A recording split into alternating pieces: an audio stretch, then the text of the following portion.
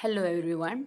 I, Shruti Thakre from Dr. Arjivar Institute of Pharmacy, Wardha, welcome you all in the session of congestive heart failure and the role of cardiac glycosides in congestive heart failure. Now, after watching this video, the learners will be able to understand what is congestive heart failure, then the mechanism of blood flow through the heart, classification of congestive heart failure, signs, symptoms, and risk factors involved in congestive heart failure, and he will be able to understand the role of cardiac glycosides in the congestive heart failure. Now, what is heart failure?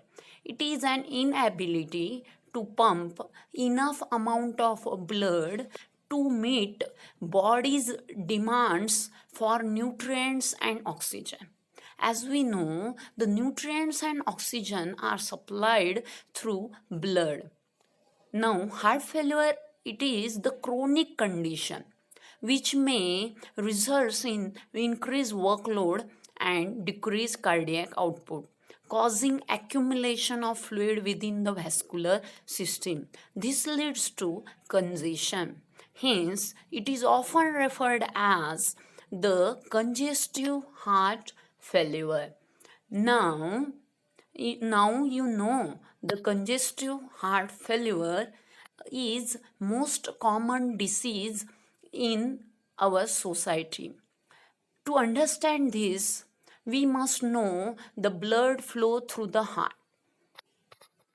So, thus in the structure of heart, there are four chambers: right atrium, right ventricle, left atrium, left ventricle, and four valves, that is tricuspid valve, bicuspid valve, pulmonary valve, and aortic valve.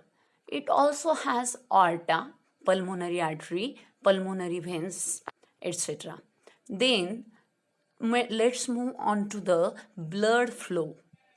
Superior vena cava and inferior vena cava brings impure blood to the right atrium. Then it goes to right ventricle through tricuspid valve. Then from the right ventricle, the blood is forced into the lungs through pulmonary artery, and in lungs the blood gets purified. Then four pulmonary veins brings the blood to the left atrium. Then it moves to the left ventricle through bicuspid valve, and from left ventricle the blood is forced into aorta, and aorta supplies the blood to the rest of the body. This is the basic mechanism of blood flow through the heart. Now, let's move on to the signs and symptoms of congestive heart failure. The most common symptom or signs is pulmonary edema, which may result due to accumulation of fluid in lungs, which may lead to dyspnea, that is shortness of breath. And paroxysmal nocturnal dyspnea means it is dyspnea that is experienced during night. Orthopnea, it is also dyspnea that is experienced during lying condition and sitting and standing. The patient may also experience rapid heartbeat, chest pain, and other signs and symptoms are persistent cough or wheezing, reduced ability to exercise, fatigue, weakness, edema in legs, ankles, and feet, that is peripheral edema, ascites, that is swelling in abdomen, then lack of appetite and nausea. These are the signs and symptoms of congestive heart failure. Now let's move on to classification of congestive heart failure. It is classified as left-sided heart failure and right-sided heart failure. The left-sided heart failure, it is the most common heart failure that is observed in older people. In this, the fluid may accumulate in the lungs, that is pulmonary edema, results in dyspnea, that is shortness of breath. Then, right-sided heart failure, it often occurs with the left-sided heart failure. In this, the fluid may accumulate in abdomen, legs and feet, that is the peripheral edema.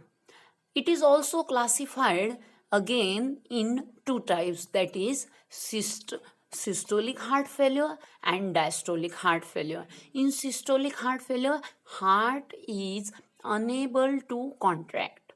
In diastolic heart failure, heart is unable to relax. Failure may be again acute short term or chronic, that is long term. Now next move on to the risk factors. Now you know that what is the congestive heart failure, and you must have came across various cases of congestive heart failure around you. So what may be the risk factors or causes of congestive heart failure? Now pause the video, think and write down your answers in your notebook and play the video when you are done.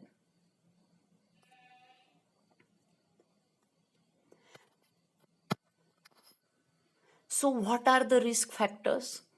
The most common risk factor is coronary heart diseases.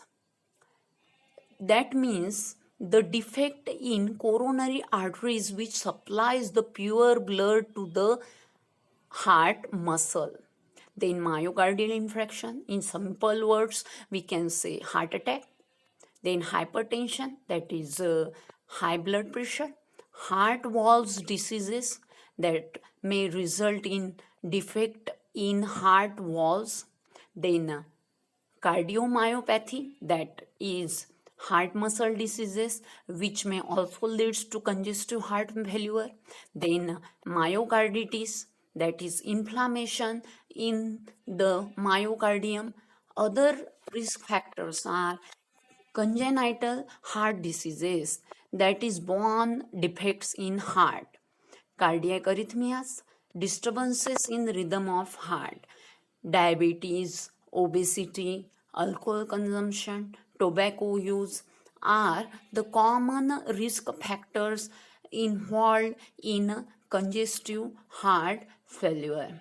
Now let's move on to treatment. Cardiac glycosides are the first category of drug that was used for the treatment of congestive heart failure. What is cardiac glycoside? It is a family of compounds which are naturally derived from foxglove leaves from the species Digitalis purpurea or Digitalis lanata. The therapeutic benefits of digitalis were first described by William Withering in 1785. So, digitalis since then was very popular and major class of drug that is used in treatment of congestive heart failure. Among the digitalis component, the digoxin is the most commonly used and currently used cardiac glycoside. It is the only one approved in USA. It improves the myocardial contractility that results in positive inotropic action on heart. That is, it increases the force of contraction in the heart. In low doses, it improves the vagal efferent activities. That is, it produces depressive action on SNO that results in negative chronotropic action, that is decreased heart rate. In kidney, it causes diuresis to relieve edema in congestive heart failure patients. Now, let's move on to the pharmacodynamics, that is mechanism of action of cardiac glycoside. So, in heart muscle cell, that is cardiac myocyte, there are mainly two pumps, that is sodium potassium ATPase pump and sodium calcium exchanger. So what is the role of sodium potassium ATPase pump in normal condition? It moves 3 sodium ion out of the cell. In exchange, 2 potassium ions moves in. Then in sodium calcium exchanger, it carries 2 sodium ions out in exchange of 1 calcium ion. So this is the normal condition of the heart. Then in heart muscle cell, there is a sarcoplasmic reticulum which stores the calcium. So in digitalis mechanism, digitalis inhibits the sodium potassium ATPase pump that results in increase in intracellular sodium ions. That will result in the more calcium ions inside, that is increase in intracellular calcium ion concentration. Now that will activate the sarcoplasmic reticulum that stores calcium.